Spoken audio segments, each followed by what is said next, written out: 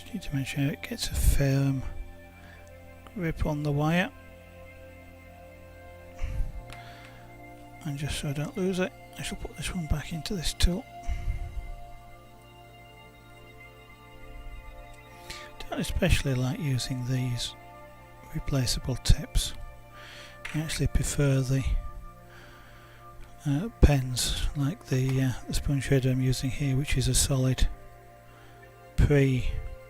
it's actually a welded tip really, and I know from that then I get a good contact. Alright,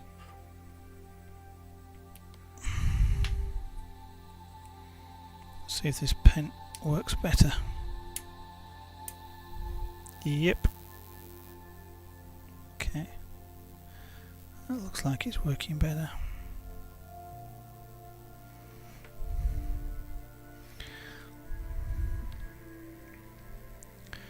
So the lightest part of this whole image is actually the roof across here, so what I need to be able to do is to get a very light shade. Yep. Okay, I've just turned it over, then use the back of this in order just to check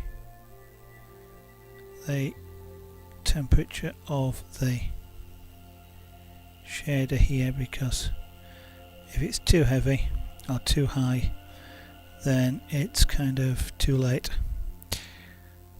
and I get a darker burn than I wanted.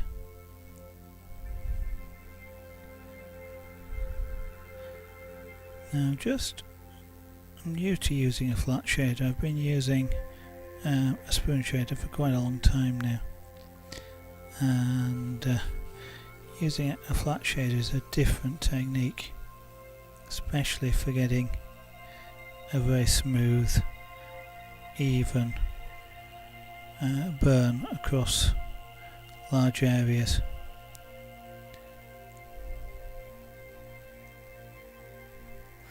I've really got to take it fairly slowly in a way and just build up the colour from multiple passes and just warming, more or less warming the wood.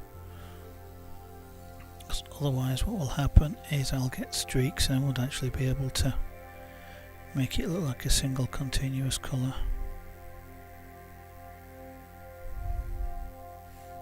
But of course, I guess unfortunately for those of you who are watching, what that means is you're probably not seeing a lot of change. I can actually see a slightly darker shade here, but whether or not that's actually showing up on camera, I'm not sure. Actually, I guess it looks like it may actually be showing up better on the camera.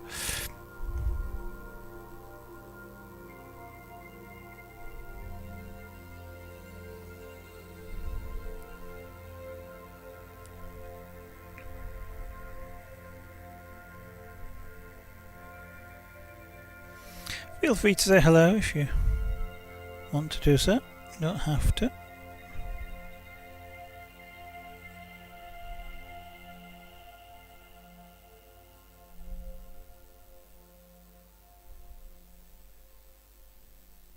Okay, let's get this a little bit darker.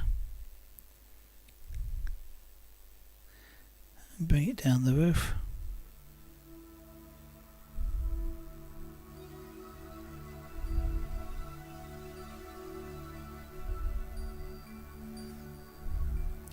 This being up against the, actually what I've got to do before I go too much further with that is erase the guideline I've got there, because otherwise I'll burn that into the wood, and if I do that it'll stay there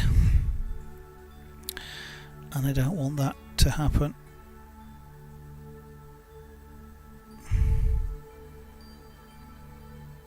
I know roughly where that is now, and just erasing it will leave a very faint outline, which will make it a bit easier to tell. But that's where the angle of the roof changes slightly and it gets darker as the roof tips over to being vertical.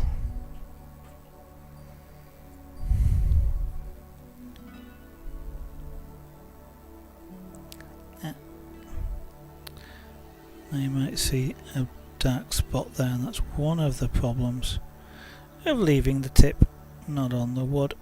That's why you saw me use it earlier on the back, just to cool the tip off. Keep forgetting about that.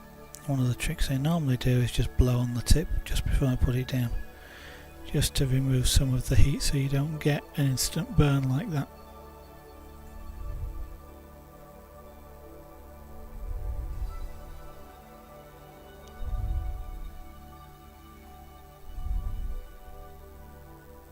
It's not too bad though, because it's could be a reflection or something like that off the sky.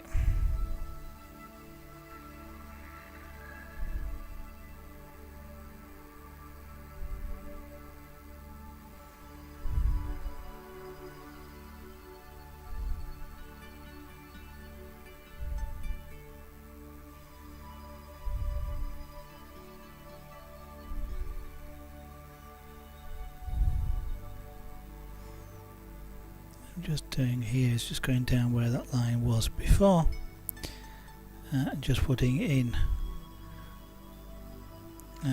a burn line,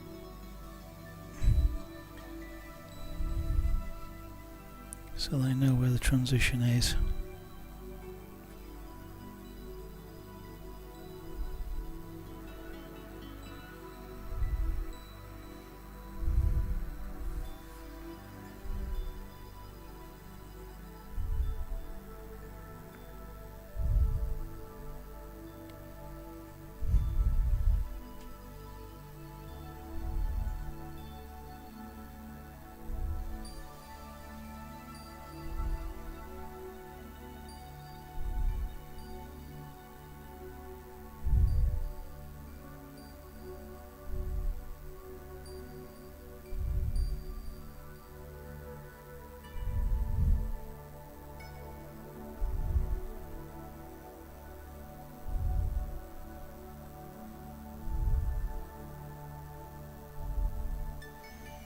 I think what I will also do then is do the same thing again with the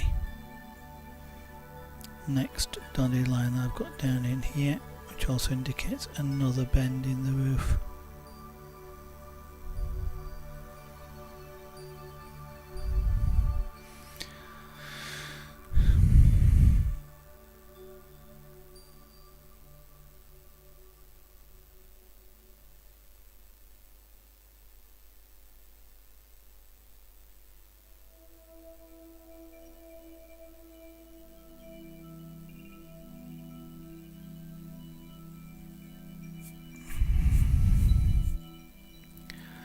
So now put this burn line in as well.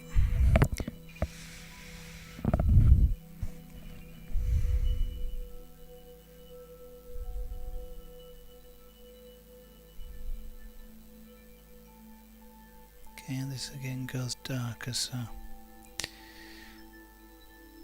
it's not too bad. You might just heard me blow on the tip to cool it off so I didn't get a really dark line, but I've still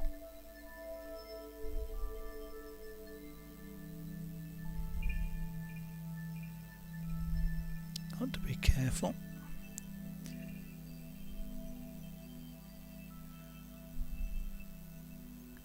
Try not to keep it in one place too long, but actually to keep it moving, but moving fairly slowly so I get a reasonably dark line.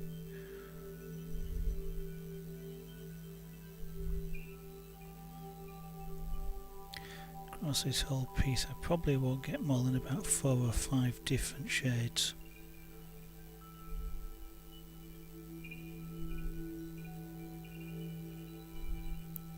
It's not a great material.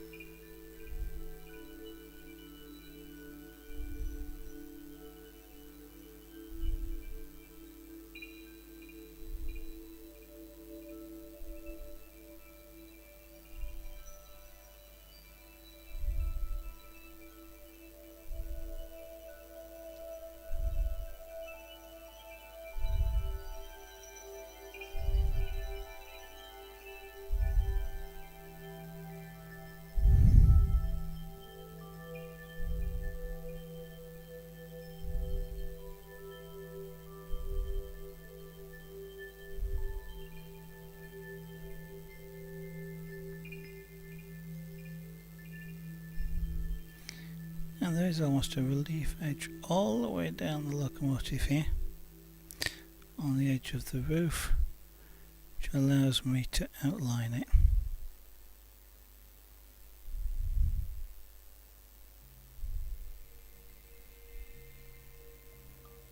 Which I'm doing now with the tip of this flat shader, which actually makes a really good tool for doing this, so I've just discovered.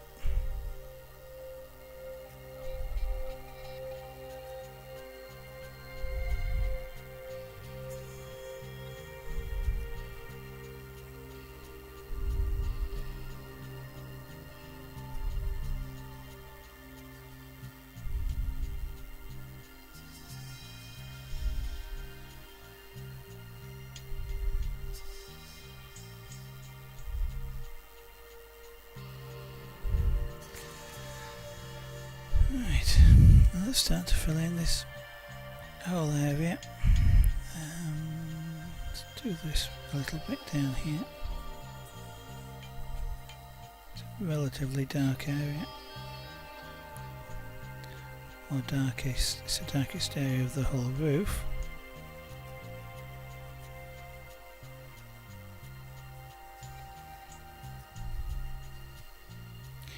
And it's quite shiny, so that in itself is quite useful, because it means that effectively any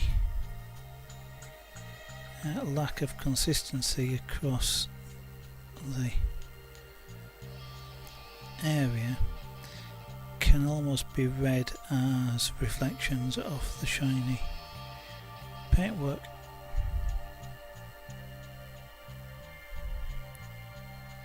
Which makes doing things like this easier than, for example, doing people and skin, where you need it to be very smooth.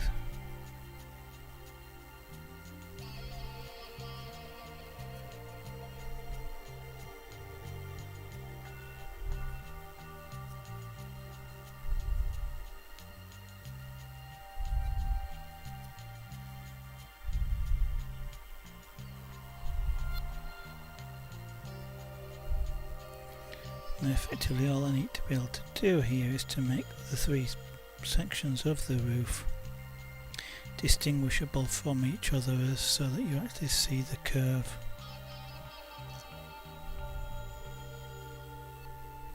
So as long as it's darker here, then the next area is lighter, and it's very light at the top, then that's most of the hard work.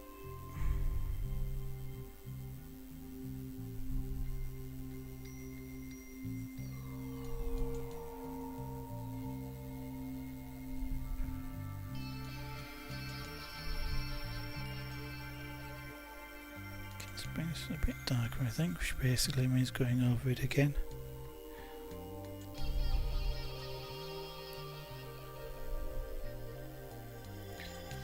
Try not to stay in one place, so I need to keep moving reasonably quickly, I guess, because if I stay in one place too long, what will happen is I'll get a burn mark like there.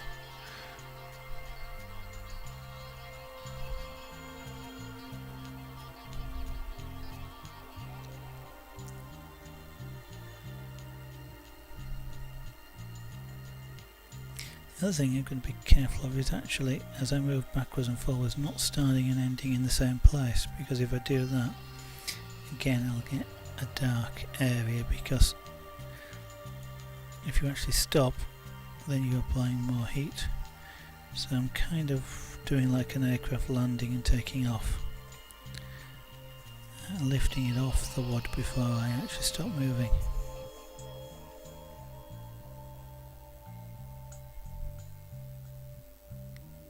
And that way you don't get a single heat spot. At least not from being static. Some areas of the wood will take the heat more quickly and actually go browner quicker, which is difficult to adjust for sometimes.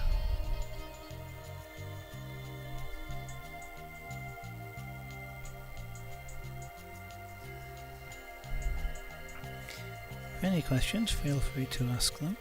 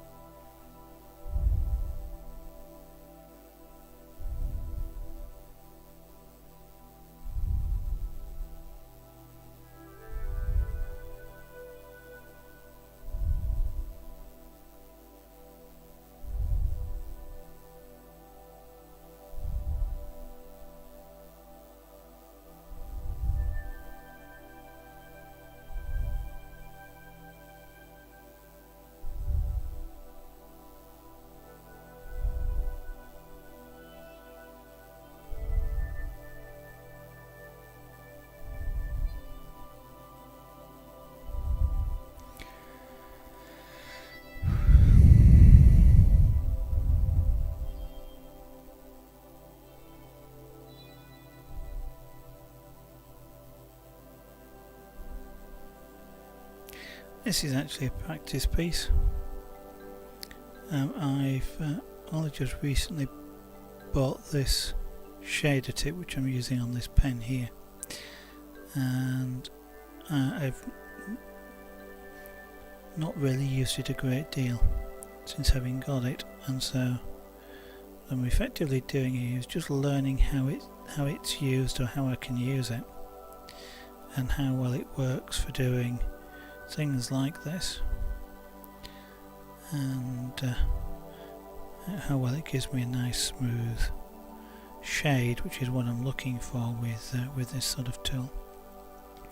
I need to develop very subtle different shades and changes, and the flat shader, which is what this tool actually is, should give me that sort of control.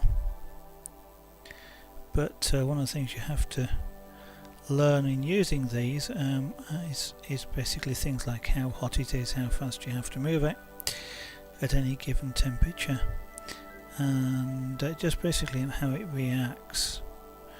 And in this particular case, also how it reacts on the wood that you're using, because, and there you see at that end it's got darker than I intended, but it will react differently on different woods.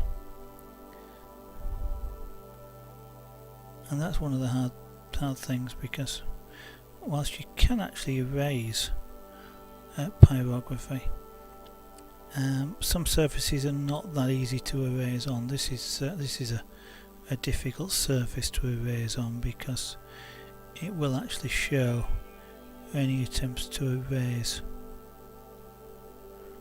and they'll never look like the original wood on other surfaces. That's not so much of a problem. Okay, now I think I want this to be a little bit darker, probably more along the lines of what I've got at the front here, but I don't want to go too dark, because the sides, which are actually a similar real life colour, I'll need to make just a shade deeper than this, certainly in some places, because there's a lot of reflections. But I need to leave enough room in the shades to actually make the sides dark, otherwise it actually won't look very, very well. Not that I'm any good at this, so it might not look very well anyway, but can but try.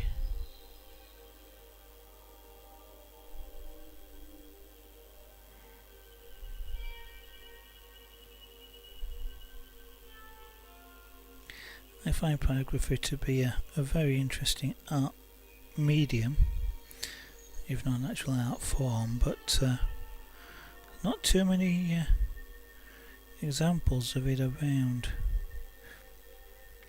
If you look on YouTube, there's some very excellent artists that do pyrography, and using sort of this sort of tool as opposed to those that do geometric patterns or something like that, or actually literally burn the wood. But if you actually see some of the artists on there, you can get some really excellent artists.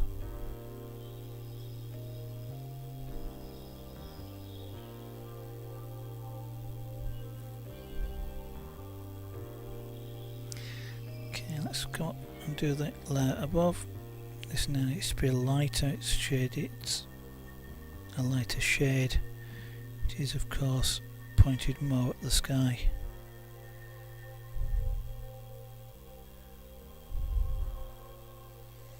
But I need the one above it, the wider space above, to be the lightest. So what I need to do here now is get somewhere in between.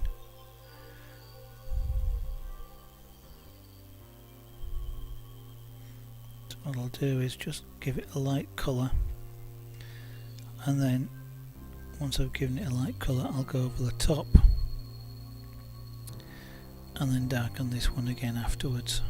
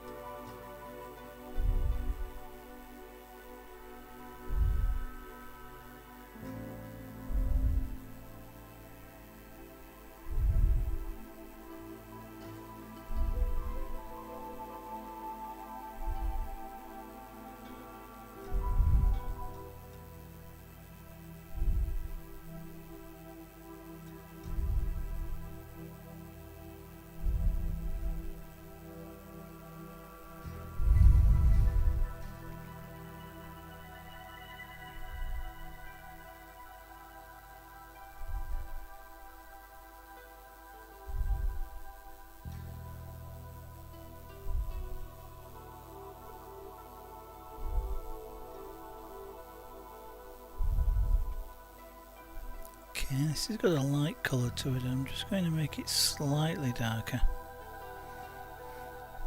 It may not be something that shows up on stream, but I can actually see it here. It's quite a very subtle colour. It's not fantastically consistent, but it is enough.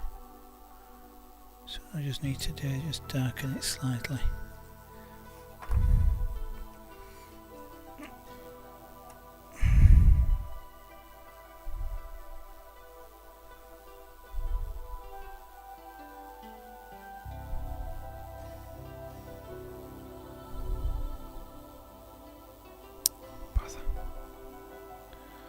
Although that might not be too bad, because we do have a vent grill to go on the top there.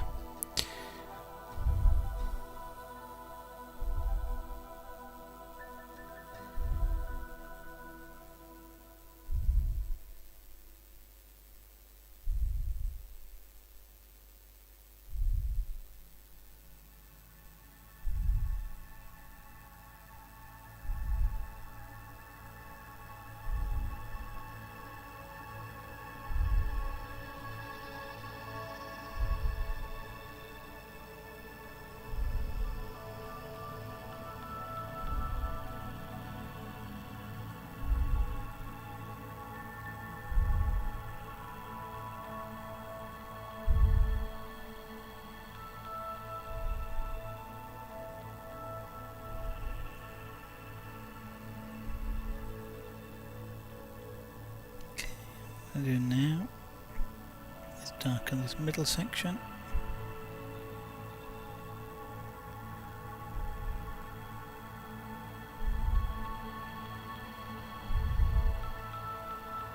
To be slightly darker than the one above.